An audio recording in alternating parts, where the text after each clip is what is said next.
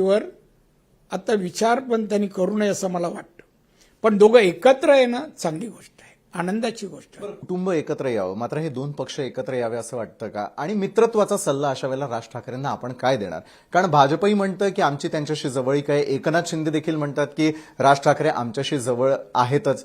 मग राज ठाकरे नेमके कुणाच्या बाजूने आणि कुणाच्या जवळ आहेत? खरं म्हणजे या विषयात न बोललेलं बरं, आणि विनाकारण हा वेळ वाया दवंड पण योग्य नाही. आता ते काय करतात त्यात माझा काय इंटरेस्ट, तुमचा काय, आणि चॅनलचा काय, आणि पाहणाऱ्यांचा काय? ते उठतील आणि बंधूच्या घरी जातील, ते उठतील त्यांच्या काय घरात बोलतात, आणि ते बोललेलं काय परिणाम होणार आहे बाहेर जनमानसावर? सांगा ना मला. काय राजकारणावर परिणाम होईल? काय ऐकून घ्या मला. मुंबई महानगरपालिकेची निवडणूक जाहीर झाली, हे एकत्र आले, लढले. काय ताकद आहे? आमचे आमदार किती युती, आमचे तिघांचे, आमचे खासदार किती आणि त्यांचे किती? किती कमी कशामुळे करणार? आता पण तुम्ही निवडणूक लढवली, त्यांनी भाषणं दिली, विचार काय, शिव्या दिल्या, काय पदरात पडलं? त्यामुळे आता काय पडणार आहे? त्यामुळे काही स्वप्न नाही, सगळं मीडिया रंगवतंय. मीडिया का रंगवतंय, कशासाठी सकाळपासून सुरू होतात मला कळत नाही. जनहित लोकहित ज्याच्यात आहे, ही मुंबई भवडंगी जागतिक कीर्तीचं शहर मुंबई आज देशाच्या अर्थव्यवस्थेत 34% हिस्सा ही मुंबई उचलते. ती मुंबई कशी व्हावी, कशी बनवावी, यासाठी महानगरपालिकेचा उपयोग करण्याची आणि असं काम करू शकतील अशी क्षमता असलेल्या लोकांना निवडून देऊन सत्तेवर आणणं, हे मुंबईकर याचा विचार करतील.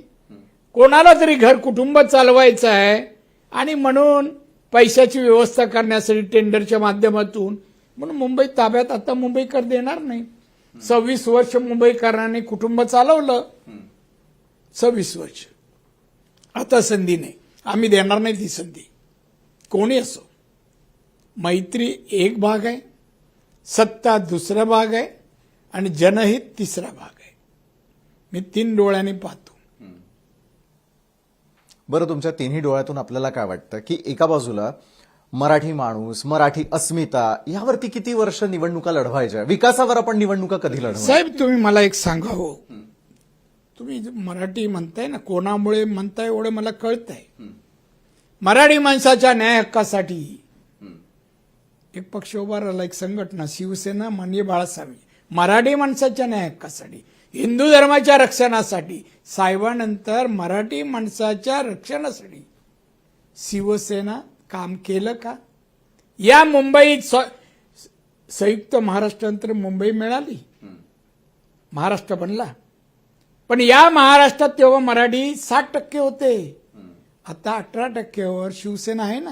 असून 18%वर का आले मराठी माणसं? मराठी तरुण बेकार आहेत. सत्तेच्या 2.5 वर्षात उद्धव ठाकरेंनी किती नोकऱ्या दिल्या, किती नोकऱ्या दिल्या? ज्या कोकणाने शिवसेनेला साथ केली, त्या 2.5 वर्षात कोकणी माणसाला या उद्धव ठाकरेंनी काय दिलं? पायाभूत सुविधा, इंडस्ट्री. सिंधुदुर्ग जिल्हा आपला पर्यटन जिल्हा आहे, अनेक गोष्टी मागितल्या, दिल्या का? मग मराठी माणूस का त्याच्या मागे राहील? ते विसरा. मराठी अहो, ते गेलेत काँग्रेस बरोबर गेलेले उद्धव ठाकरे, ना हिंदुत्वाचे राहिले, ना हिंदूंचे राहिले, ना मराठी माणसांचे राहिले.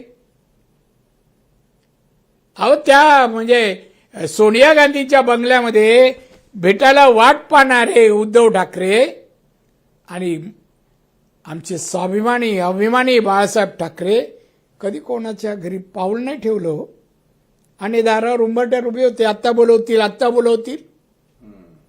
हे मराठीपणाचा जो अभिमान, स्वाभिमान, तो उद्धव ठाकरेकडे विकला त्याने. पैशासाठी आणि पदासाठी उद्धव ठाकरेने हिंदुत्व आणि मराठी माणसाचं स्वाभिमान विकला. बरं, मुंबई महापालिका असेल, त्या ठिकाणी असलेलं अर्थकारण असेल, आणि तुमचा